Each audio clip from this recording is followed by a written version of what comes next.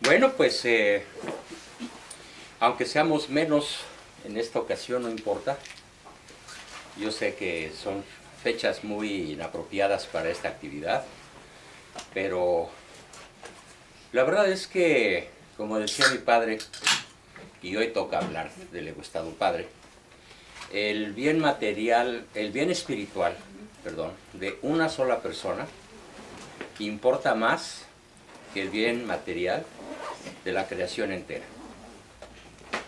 Así que con uno solo de ustedes, que hoy se lleve en su mente y en su corazón y en su práctica, ¿sí?, lo que hoy vamos a plantear, habrá valido la pena que, aunque sean pocos los de esta noche, realmente multipliquen lo que hoy vamos a aprender por una cantidad de personas, una calidad de personas que no sabemos quiénes son ni cuándo van a entender cosas tan profundas como las que hoy vamos a plantear.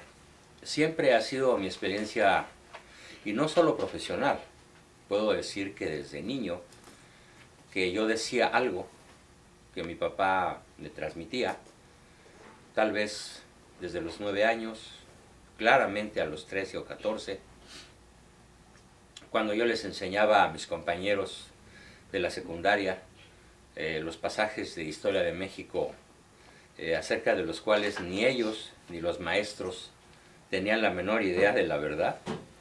Y bueno, yo decía cosas, ¿no? Refería hechos que nadie conocía, mencionaba libros que nadie había leído, puntos de vista que a nadie se le ocurrían. Y me acuerdo muy bien que como 30 años después de haber dicho yo algo en un 16 de septiembre de cuando yo tenía 14 años, 30 años después, una persona me dijo: tú no tienes idea de cómo influiste en mí con aquel comentario. Es más, ni te acuerdas de mí, porque yo te escuché, pero tú no sabes que yo te escuché, ni sabes el efecto que hiciste en mí. No, pues no tengo la menor idea de quién seas y cuál haya sido el efecto que yo causé en ti. Bueno, pues me hiciste amar tanto la verdadera historia de México que me fui a Estados Unidos a estudiar un doctorado en historia, pero en la Universidad de Austin, Texas, que es donde realmente está la mayor parte de los documentos de la historia de México. No de la historia oficial, sino de la verdadera, la que a los mexicanos el narcosistema nos oculta desde hace siglos.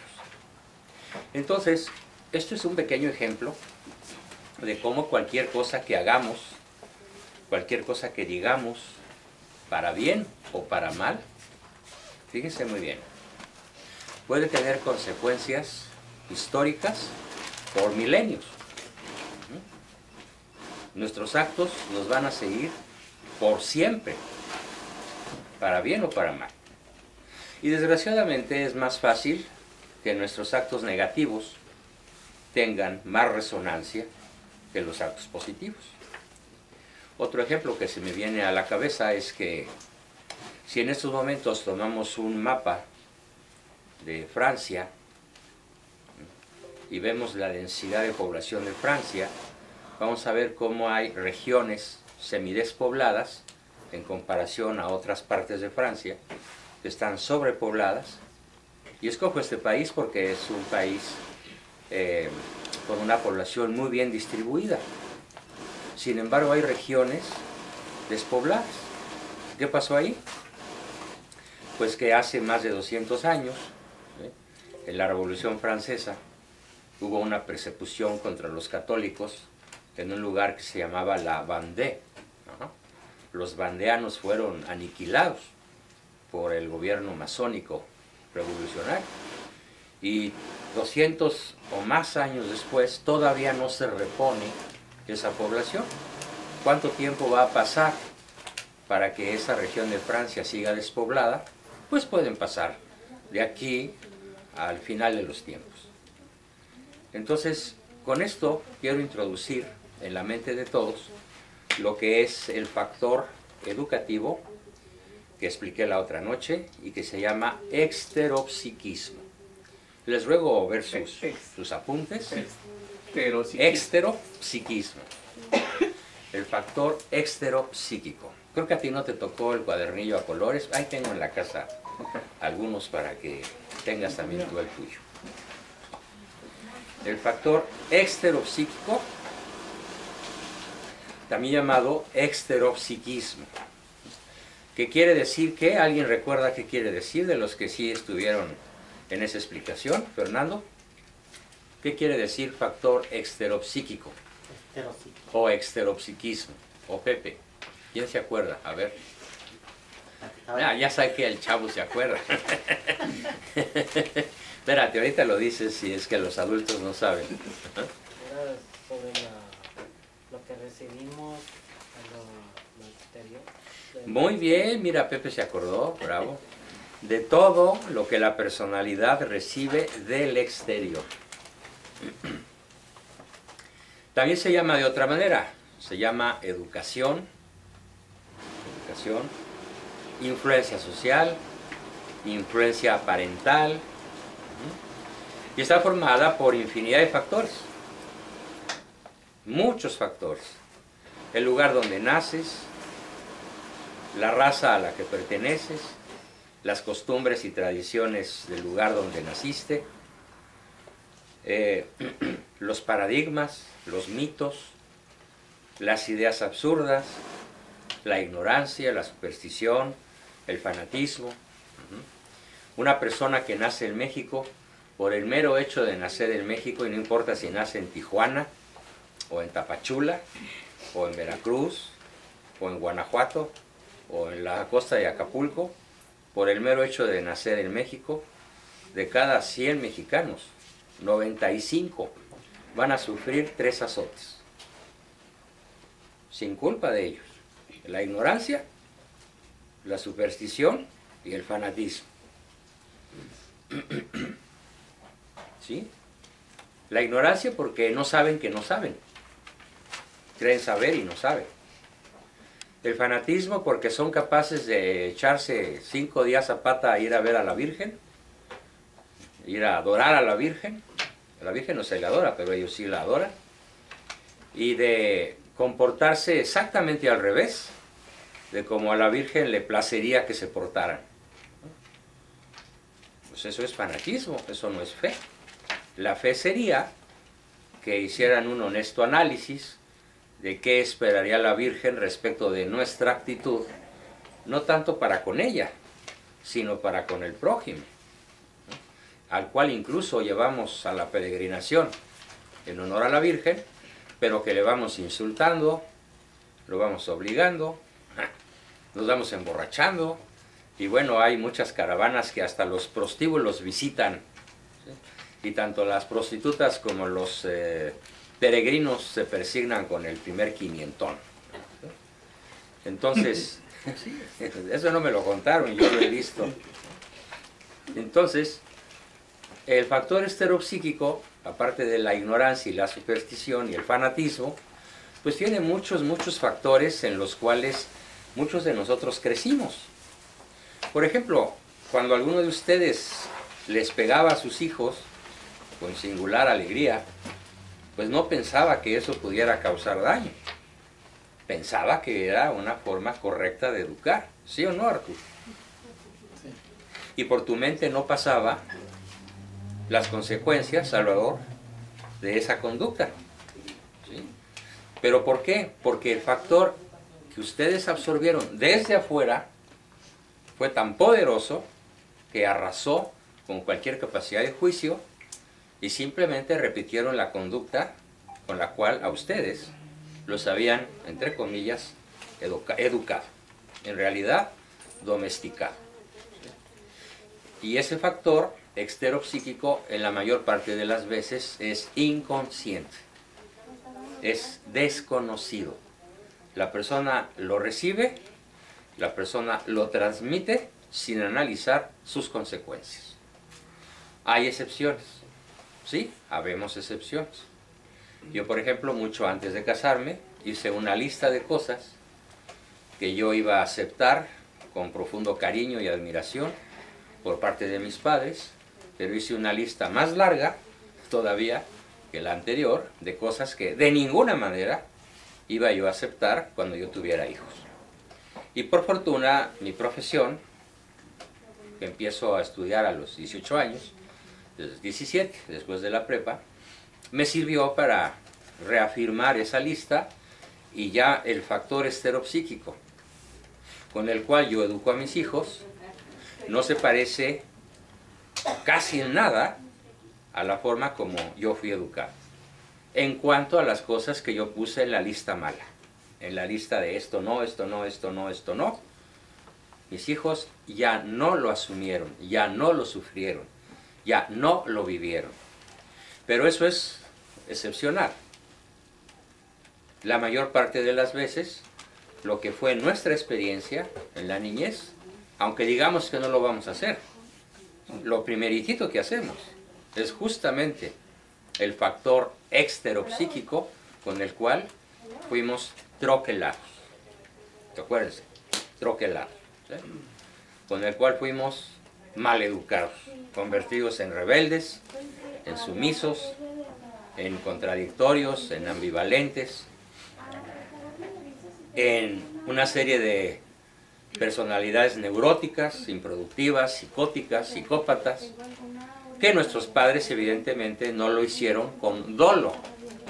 Ninguno de ellos dijo, yo voy a hacer de mis hijos unos psicópatas. Simplemente el factor externo, el factor estereopsíquico, es tan poderoso que sin darse cuenta, esos papás hicieron a sus hijos neuróticos, psicópatas, psicóticos, locos, ¿sí?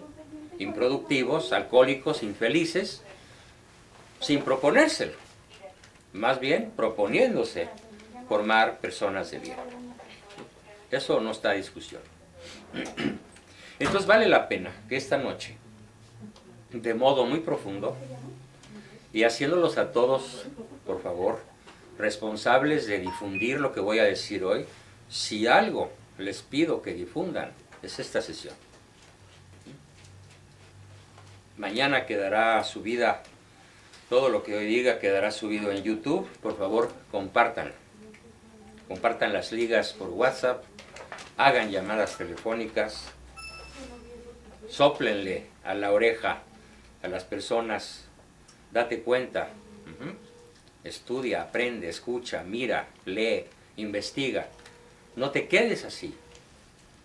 ¿Por qué? Porque puedes alterar la vida de una persona y la de sus sucesores por el resto de la historia humana.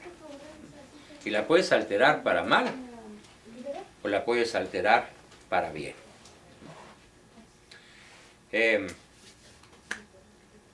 Tengo el caso, por ejemplo, de una señora de buen ver, uno la ve, es guapa, es universitaria, es doctora en física, domina las matemáticas y la física, así como yo domino mi moto o la palabra, y esa señora tiene un problema muy grave. Ella nunca ha tenido la posibilidad de disfrutar físicamente de su matrimonio. Es frígida. ¿Por qué? Porque cuando iba a la doctrina, a los 6 años para hacer su primera comunión, le tocó una maestra que hacía comentarios aterrorizantes sobre su forma de vestir, sobre la forma de vestir de su mamá, ¿sí? Y para esta maestra todo, absolutamente todo, era diabólico, todo era pecado, todo estaba prohibido. Entonces esta niña creció castrada, ¿sí? Cortada, no de sus órganos físicos, sino emocionalmente, mentalmente, castrada, de poder disfrutar algo que Dios inventó, que es el legítimo y saludable disfrute de la relación íntima entre la pareja casada, sobre todo sacramentalmente. Entonces, cuando yo empiezo a rascar en la historia de su vida, No me explico cómo una persona de alta inteligencia, de alta posición social, de excelente formación académica, pueda tener un trauma tan profundo. Y estamos hablando de 30 y tantos o 40 años después de que le ocurre. Entonces fíjense muy bien, el factor estereopsíquico empieza en un determinado momento de la vida de alguien y puede ser que nunca se acabe. No solo para él, puede ser que nunca se acabe para sus hijos, sus nietos, sus bisnietos, y la quinta, la sexta y la séptima generación, y milenios después. Hay una historia totalmente distinta que también les quiero comentar, todavía con la intención de que valoren la tremenda fuerza que tiene el factor estereopsíquico. En alguna ocasión recibí a unos pacientes provenientes de Italia. Ellos eran especialistas, ingenieros, automotrices, y vinieron a México a la planta armadora de Fiat. ¿Sí? Y pues tenían problemas muy serios porque él era una persona extremadamente celosa, ella también era una persona legendariamente celosa, y los entrevisté, estuve platicando con ellos, y un día ella me dijo, es que mire doctor, yo le tengo una absoluta desconfianza a mi marido, porque en su familia una vez sucedió algo muy desagradable. Pues ¿qué sucedió? Bueno, pues que la señora, ¿sí?, pariente de mi marido, tenía un amante. Y entonces una vez la señora, ¿sí?, fue sorprendida infraganti por el marido ofendido porque se le olvidó algo en la casa. Y cuando la señora estaba segura de que el marido no iba a regresar, porque se había ido de viaje largo, pues el señor regresó, entró a su recámara, bueno, a la antesala de su recámara, como eran las viejas casas en Italia, y vio encima de un sofá un sombrero de hombre. Y entonces al ver el sombrero de hombre pensó pues que había alguien en la habitación con su esposa, sacó la espada, ¿sí?, entró a la habitación de su esposa, ¿sí? Cuando yo oigo la palabra espada, empiezo a pensar, pues ¿cuándo pasó eso, no? Pero seguí callado. Sacó la espada, entró donde estaba su esposa y los ensartó a los dos. La policía lo pescó, lo detuvo y fue condenado a pena de muerte por doble homicidio. Oiga señora, ¿me puede por favor decir cuándo ocurrió eso? Yo pensaba que me iba a decir, pues hace 100 años, o 60 años, o algo así. No, me dijo, ocurrió en el Renacimiento. ¿Cómo en el Renacimiento? Pues ya pasó, eso fue hace 470 años, casi 500 años. Está usted platicándome una historia arcaica. Pues sí señora, sí doctor, pero es que en mi familia no se olvida, nunca se ha olvidado, ¿sí?, que somos la familia del sombrero. ¿Sí? ¿Sí? Del sombrero. De hecho, ese era el apellido de la señora, del sombrero. ¿Sí? Porque así les puso el pueblo, ¿sí?, la familia del sombrero. ¿Cuánto había durado en esta familia el factor estereopsíquico? 500 años. ¿Cuántas generaciones? ¿Sí? Pues si consideramos a una generación cada 35 o 40 años, pues estamos hablando de 13 o 14 generaciones que habían heredado la historia del sombrero, no solo el apellido, sino la historia, ¿no? La trágica historia de que el marido puede ser un hijo de su reverenda abuela, ¿no?, que seguramente va a dejar un sombrero por ahí y para dejar evidencia de su machismo, y que va a llegar el marido ofendido y puede ser que lo mate. Entonces, como decían ambos, a la sombra de mi desconfianza vive mi seguridad. Si alguno de ustedes es celoso, pues es igualito que la historia del sombrero. Sobre todo si son experiencias vividas. Y sí, ya sé, ahorita que recorro al grupo ya vi caras de personas muy celosas. ¿Sí? No voy a decir quién, pero muy celosas. Nada más pregúntense, ¿acaso soy yo maestro? Yo vuelto al techo, para que nadie se sienta intimidado. Bueno, esa historia del sombrero narra de manera un poco chusca la tremenda fuerza que tiene el factor exteropsíquico en la formación de una personalidad y en su futuro comportamiento. Pero hay algo todavía muchísimo más profundo. Y me refiero a continuación sobre todo a aquellos que tengan hijos en edad de ser educados. Y bueno, todos los que están aquí están en ese caso. ¿Sí? Y algunos tal vez ya sean adultos, pero aún tenemos influencia sobre ellos. Y aún tenemos influencia sobre nuestros nietos, de alguna manera. Pues esto que les voy a platicar ocurre en el año de 1975. Un poquito antes tal vez, pero se logra concretar este descubrimiento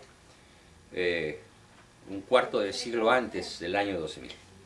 ¿Y qué consiste este descubrimiento? Sí voy a decir quién lo hace, en dónde se hace y cómo se hace, porque vale la pena ilustrar su bagaje científico, ¿no?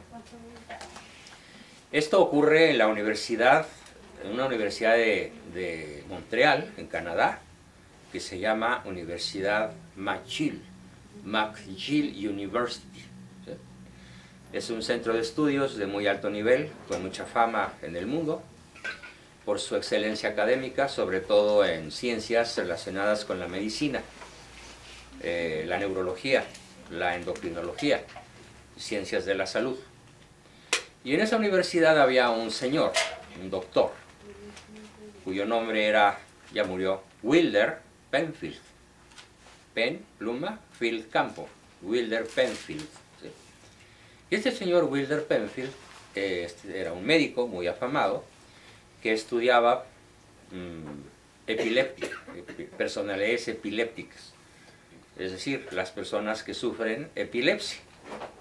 Y a él se le ocurrían muchas y muy variadas formas de investigar a estas personas en su afán de curarlas, o cuando menos de atenuar sus terribles dolores, ¿no? Alguno de ustedes recientemente tuvo un familiar a que sufrió un accidente y aparentemente sufrió ataques epilépticos. Y cuando yo me enteré, sí me espanté, porque sé lo que es un ataque epiléptico, ya sea menor, mediano o mayor. Es terrorífico para quien lo sufre y para quienes rodean a la persona que lo sufre. Incluso puede morir por asfixia si no es correctamente atendido. Entonces, él muy, digamos, caritativamente y con una gran curiosidad científica, el doctor Wilder Penfield, diseñó un método muy avanzado para su época, que consistía en, fíjense bien, voy a decir despacio, hacer un agujerito con un taladro, después de rapar el cráneo, a veces totalmente, a veces en una parte, y con toda la tecnología aséptica de un laboratorio, de un quirófano, cráneo rapado, ciertas sustancias antibacterianas, ¿no? Con un taladro muy fino, hacía agujeritos, imagínense, ¿no? Y el taladro, pues, a hacer una trepanación. Y ya perforado el hueso de la cabeza, que es bastante grueso, incluso llega a tener en algunas partes varios milímetros de espesor. Entonces, por ese agujerito, claro, el paciente estaba anestesiado, ¿no? Localmente, porque él quería que el paciente estuviera despierto, no dormido. En ese agujerito metía al principio agujas de cobre. Y sí lograba algunos resultados eléctricos. Ustedes saben que todo el sistema nervioso, y si no lo saben se los platico, funciona a base de electricidad. De hecho, si ustedes ponen un foco de 1,5 W, como de un arbolito de Navidad, y le conectan una patita a un lugar del cerebro y otra patita a otro lugar del cerebro y atinan a un polo positivo y a un polo negativo, ¿qué va a pasar con el foco? Se prende, se enciende, literal. ¿Por qué? Porque el cerebro es una fuente bioeléctrica, funciona con electricidad de esta, ¿no? De la que ahorita nos ilumina. Nada más con una variante, que la electricidad del cerebro no está producida por metales, está producida por ciertos elementos químicos y por agua, ¿sí? Ya saben que el agua es un transmisor de la electricidad. Bueno, pues entonces él al principio metía alambres de cobre, pero fue afinando su técnica y finalmente logró introducir agujas de platino, muy finas, muy delgaditas, y seleccionar con mucho cuidado el lugar donde las metía y a qué profundidad las iba a meter. Y él narra, incluso yo lo cuento en mi libro azul, en el de Solo quien se siente amado puede ser educado, lo narro ahí con mucha amplitud, para que por favor lo lean. Narro que en una ocasión, él mete la aguja y la paciente le dice al doctor: le ruego, doctor, apagar esa música tan molesta. Y el doctor se siente muy sorprendido y le dice: señora, es que en esta habitación no existe ninguna música molesta, ni para usted ni para mí, simplemente no hay música. Y la señora le dice muy enojada: ¿cómo no? Escúchela, doctor, escúchela, es un ruido muy molesto, le ruego que lo apague. Y el doctor estaba absolutamente seguro de que no había ningún radio encendido. Entonces dijo: ah, ya sé. Sacó la aguja y el radio se apagó. Qué bueno que lo entendieron. Entonces, ¿qué descubrió él con esto? Bueno, en otra ocasión, con otra paciente, en este caso hombre, tenía la aguja metida en el cráneo de este señor, y de pronto el paciente empezó a dar unos gritos terribles y a hacer maniobras con las manos como si estuviera deteniendo un coche que iba a gran velocidad y que estaba tratando de controlar en una calle, en una autopista, en una carretera, y con una mano manejaba el volante y con la otra se cubría la cara, ¿sí? Y de pronto dio un alarido como si se hubiera estrellado y quedó inerte. Entonces el doctor dijo: pero qué barbaridad, ¿qué está pasando aquí? Pues le saca la aguja, ¡tum! El paciente despierta del trance en el que estaba, ve dónde está sentado y dice: ay, doctor, tuve una pesadilla espantosa, pero no, realmente volví a vivir un accidente que me pasó hace 30 años, en donde salvé la vida de milagro. ¿Qué creen que descubrió el doctor? Nada más llevó 2 experimentos de cientos que hizo. ¿Qué descubrió? La memoria. ¿Tenemos un banco de memoria? Somos un banco de memoria. Las experiencias que había tenido el paciente en el pasado, ya sean... Exacto. Pero ¿desde cuándo empieza la memoria a grabar? Desde que... ¿Desde que nacemos? No, ojalá. ¿Desde que se tiene uso de conciencia? No, Juan Carlos. ¿Desde cuándo? ¿Desde que existieron los animales? No. ¿Desde la ¿A la concepción? concepción? Correcto, Juan Carlos. Desde el momento de la concepción, la célula llamada cigoto, u óvulo fecundado, desde esos momentos empieza a grabar.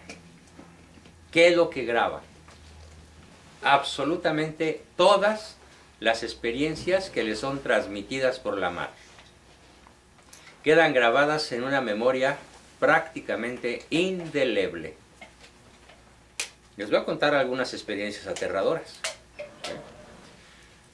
Una de ellas, una de tantas, es la historia de una chica que justamente el día que cumple 15 años, el día de su nacimiento, el día de su cumpleaños número 15, cada vez que ella iba cumpliendo años, automáticamente pensaba en suicidarse. Aproximadamente desde los 6 o 7 años empezó a pensar en cada cumpleaños sus ganas de morirse. Y otro cumpleaños y quería suicidarse. Pero algo pasaba que la distraía del objetivo de suicidarse y no se suicidaba. Pero llega a los 15 y realmente toma una tremenda cantidad de pastillas que sí le cuestan casi la vida.